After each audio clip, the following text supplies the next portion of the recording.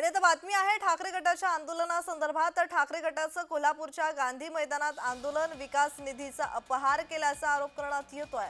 ठाकरे गटा विरोधात शिवसेना शिंदे असा संघर्ष आता पाहायला मिळतोय।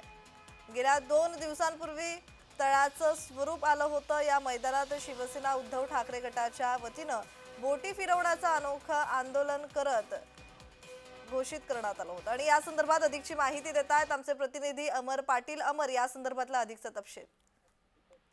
प्रज्ञा, गेल्या मान्सूनपूर्व पावसामुळे ह्या मैदानाला तळ्याचं स्वरूप आलं होतं। या तळ्यामध्ये 3 ते 4 फूट पाणी होतं। तर हे मैदान ऐतिहासिक आणि कोल्हापूर शहरातील मोक्याच्या ठिकाणी असलेलं मैदान आहे, सर्वात मोठं मैदान आहे। परंतु या मैदानाच्या ठिकाणी पाणी साचल्यामुळे ह्या पाण्यामध्ये बोटी फिरवणार आज उद्धव ठाकरे गटाने आंदोलन जाहीर केलं होतं। प्रशासनाने यावरती सतर्क झाल्याने त्या मैदानातील पाणी काढण्याची प्रक्रिया त्यांनी रातोरात चालू केली।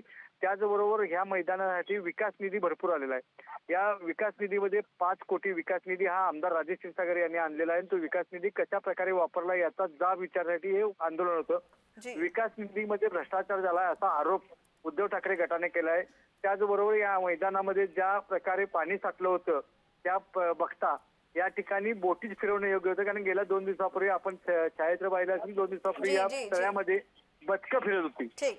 आज त्याची मुद्दामून त्या ठिकाणी बोटी फिरवून आंदोलन करण्यात येणार होतं, परंतु प्रशासन त्याची दखल घेत पाणी बाहेर काढलं।